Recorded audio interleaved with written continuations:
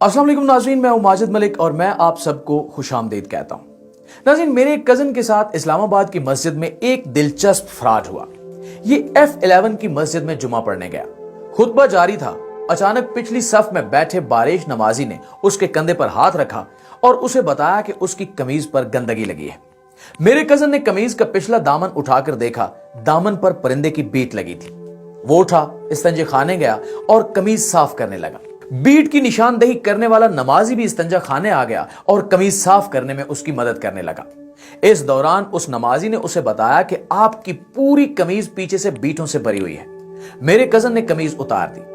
उस कमीज पर वाकई बेशुमार बीटें लगी हुई थी। इस दौरान जमात खड़ी हो गई। मेरा कज़न और वो नमाजी टेंशन में आ गए और वो दोनों तेजी से कमीज धोने लगे।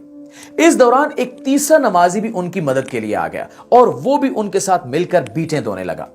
तीसरे नमाजी ने मेरे कज़न को बताया कि आपकी घड़ी गीली हो रही है, आप इसे उतार कर अपनी जेब में डाल लें। मेरे कज़न ने फौरन घड़ी उतारी और जेब में डाल ली। नमाज की पहली रकत हो गई। वो तीनों कमीज धोते रहे।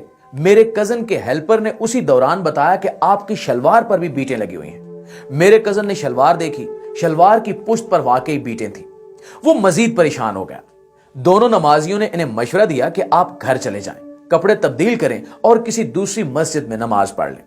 आप इस हाल में यहां नमाज नहीं पढ़ सकेंगे। मेरे कज़न ने गीली कमीज पहनी और घर की तरफ दौड़ लगा दी। घर पहुंचकर उसने जेब में हाथ डाला तो घड़ी गायब थी। वो घड़ी बहुत कीमती थी, गालबन 10-12 लाख रुपए की थी। वो भागकर मस्जिद वापस गया, मगर वो दोनों नमाजी गायब हो चुके थे। नाज़रीन, हमने तहकीक की तो पता चला कि मुल्क में ये फ्रॉड आम है। ये लोग मुख्तलिफ केमिकल से मसनूई बीट बनाते हैं, मस्जिद की मुख्तलिफ सफों पर लगा देते हैं और पिछली सफ में बैठ जाते हैं। नमाजी जो ही उस जगह पर बैठता है, उसके कपड़े गंदे हो जाते हैं और उसके साथ ही सफाई का खेल शुरू हो जाता है और यूं वो बेचारा पर्स, अंगूठी या घड़ी से महरूम हो जाता है। नाज़रीन, अब आप दूसरा फ्रॉड भी मुलाहिजा कीजिए। इस्लामाबाद में पिछले दिनों एक MNA अपनी कीमती गाड़ी से महरूम हो गया। MNA का जवान बेटा वालिद की प्राडो लेकर शहर में घूम रहा था। ये रात के वक्त मार्गला रोड से गुजर रहा था। रास्ते में पुलिस की गाड़ी खड़ी थी। पुलिस ने हाथ देकर गाड़ी रुकवाई, नौजवान से गाड़ी के कागजात मांगे और नौजवान ने डैशबोर्ड से कागजात निकाल कर दे दिए। पुलिस ने कागज देकर नौजवान से कहा कि यह गाड़ी नॉन कस्टम प्लेट है, आपको गाड़ी समेत थाने जाना पड़ेगा। नौजवान घबरा गया। उसने पुलिस को धमकी और रिश्वत दोनों से राम करने की पूरी कोशिश की, मगर पुलिस नहीं मानी। आखिर में फैसला यह हुआ कि पुलिस गाड़ी थाने लेकर जाएगी। नौजवान घर जाए, घर से वालिद और 80 कागजात ले आए और गाड़ी ले जाए। नौजवान गाड़ी से उतरा, पुलिस कांस्टेबल गाड़ी में बैठा और गाड़ी रवाना हो गई। गाड़ी जाने के चंद मिनट बाद पुलिस की गाड़ी और दूसरे एहलकार भी चले गए। नौजवान वालिद के पास गया। वालिद ने पुलिस को फोन किया तो मालूम हुआ कि इनकी गाड़ी इस्लामाबाद के किसी थाने में मौजूद है और ना ही किसी पुलिस एहलकार ने वो गाड़ी रोकी है। तहकीकात हुई तो पता चला कि वो पुलिस भी जाली थी और वो लोग गाड़ी चोरी करके ले गए। गाड़ी चोरी की एक और वारदात इससे भी कहीं ज्यादा ड्रामाई थी। एक लड़की और लड़के ने चकवाल सिटी से नए गाड़ी किराए पर ली और रावलपिंडी के लिए रवाना हो गए। ड्राइवर गाड़ी चलाने लगा और लड़का और लड़की पिछली सीट पर बैठ गए। लड़के और लड़की ने रास्ते में गैर इखलाकी हरकत करना शुरू कर दी। नाज़रीन, ड्राइवर नौजवान लड़का था। वो कुन आंखियों से बैक मिरर से ये हरकत देखने लगा। नौजवान ने इस दौरान सर उठाया और ड्राइवर को बताया कि यह खातून आवारा है, मेरा इसके साथ कोई रिश्ता नहीं है। मैं इसके साथ गाड़ी में रावलपिंडी तक जाऊंगा और वहां से इसी गाड़ी में वापस आ जाऊंगा और इस दौरान वो तमाम खिदमात हासिल कर लूंगा जिसके लिए मैंने इसे हायर किया है।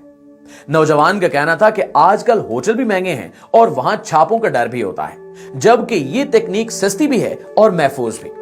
नौजवान ने ड्राइवर को पेशकश की कि तुम भी मौके से फायदा उठा सकते हो, पिछली सीट पर इसके साथ आ जाओ और मैं गाड़ी चलाता हूं। नाज़रीन, ड्राइवर ये खुली पेशकश सुनकर बहक गया और वो पिछली सीट पर खातून के पास आ गया, जबकि नौजवान ड्राइविंग सीट पर बैठ गया। खातून उस वक्त नींद बरेना थी। ड्राइवर उसके करीब हुआ, उसने उसके जिस्म पर मुंह लगाया और चंद सेकंड में बेहोश हो गया। लड़के और लड़की ने गाड़ी रोकी, ड्राइवर को खाई में फेंका और गाड़ी लेकर फरार हो गए। गाड़ी चोरी और अगवा की एक और वारदात भी पिछले दिनों मेरे एक जानने वाले के साथ हुई। वो दोस्त की बारात में शरीक था। बारात तैयार थी, गाड़ियां रवानगी के लिए लाइन में खड़ी थीं। बारातियों में से अचानक एक बाराती ने उसकी तरफ मुस्कुरा कर देखा, इशारा किया, गाड़ी का दरवाजा खोला और साथ बैठ गया। नाज़रीन, उसने गाड़ी में बैठते ही रिवॉल्वर उसके पेट के साथ लगा दिया और उसे कतार से निकलने का हुक्म दे दिया। उस बेचारे ने गाड़ी बारात से निकाल ली। थोड़ी दूर जाने के बाद अगवाकार के मजीद 2 साथी भी गाड़ी में बैठ गए। ये शहर से बाहर आ गए, उसकी तमाम जेबें खाली की, उसका मोबाइल और लैपटॉप लिया, उसे वीरान जगह पर उतारा और गाड़ी लेकर फरार हो गए। प्यारे दोस्तों, मुल्क के छोटे बड़े शहरों में 4-5 साल के बच्चों और बच्चियों के अगवा का सिलसिला भी जारी है। अगवाकार इसके लिए एक तकनीक कसरत से इस्तेमाल करते हैं। अगवाकारों के गैंग किसी मोहल्ले में किराए पर मकान ले लेते हैं। ये 1-2 हदफ तय करते हैं, घर वालों की रूटीन देखते हैं, बच्चा या बच्ची की रैकी करते हैं और बच्चे या बच्ची को घर के सामने से उठाकर गायब हो जाते हैं। ये लोग बच्चों को अमूमन मोटरसाइकिल पर अगवा करते हैं। एक अगवाकार मोटरसाइकिल चलाता है, जबकि दूसरा मोटरसाइकिल के पीछे बैठकर बच्चे को उठाता है। बच्चे की नाक पर क्लोरोफॉर्म में भीगा रुमाल रखता है। बच्चा बेहोश हो जाता है। वो बच्चे को कंधे से लगाता है और ये उसे अपने घर ले जाते हैं। बच्चे के वालिद को मुल्क के दूर दराज मकाम से तावान का फोन आता है। घर में कोहराम बरपा हो जाता है। अगवाकार इस दौरान वालिदैन पर नजर रखते हैं। ये पुलिस की आमदोरफ्त भी नोट करते हैं और अगवाकार गैंग की खवातीन हमदर्द बनकर उस घर में भी आती जाती रहती हैं और यूं इन्हें अंदर की इतलात मिलती रहती हैं। ये तावान वसूल करते हैं, बच्चे को घर के सामने उतारते हैं और वारदात के चंद दिन तक उसी गली में मुकीम रहते हैं और फिर अगले हदफ की तरफ नकल मकानी कर जाते हैं। ये अगवा के दौरान बच्चे को बेहोश रखते हैं।